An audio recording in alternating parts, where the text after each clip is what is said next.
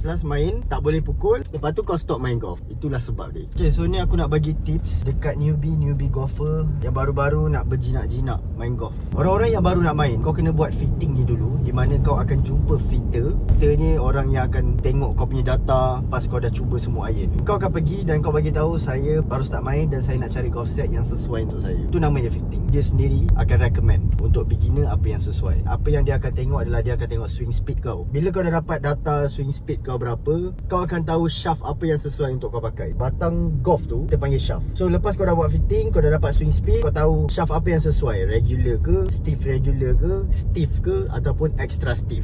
Bila kau dah tahu apa shaft yang sesuai untuk kau, dia akan recommend dekat kau apa golf set yang sesuai untuk kau pakai. Dia akan tengok kau ni jenis swing yang macam mana, swing malas-malas ke, swing laju ke. Benda tu semua tak ada masalah sebab ada golf set yang akan sesuai dengan kau punya swing style. Bila kau jumpa fitter ni, kau akan pukul satu set tu, kau akan try dalam 10 kali pukul, lepas tu kau tukar pula. So based on data, fitter akan check apa yang paling sesuai untuk kau. Dari situlah baru kau boleh buat decision kau nak ambil golf set apa. So itulah nama dia fitting. Itulah dia proper way dan cara yang sebenar-benarnya untuk kau nak dapatkan golf set. Ramai yang tak tahu benda ni, diorang main beli je. Last main tak boleh pukul, tak sesuai dengan swing kau, lepas tu kau stop main golf. Itulah sebab dia. Dalam mall ni buat golf set ni. MST kat depan tu.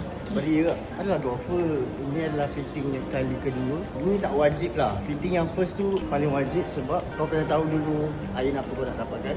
And then aku sekarang tengah proses nak buat fitting pemberat ke, akan ada banyak fitting yang kau akan lalui.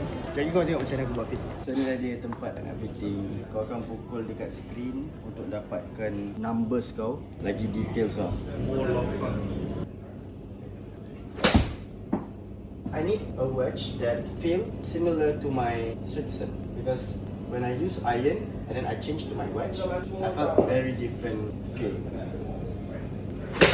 So what's the ideal gap? I think, like I say, either you play 4 wedges and we go 48, 52, and I play 3, then I'll go 49, 54, we will stick to 1 gap wedge. So itulah dia step-step macam mana kau nak buat fitting, macam mana kau nak start golf. So tadi aku dah dapat jawapan wedge apa yang sesuai dengan aku, loft apa yang sesuai, grind apa yang sesuai untuk aku punya short game. That's why penting untuk pergi fitting. So kalau korang tertanya berapa rate fitting ni, so inilah dia total aku bayar fitting session tadi, 440.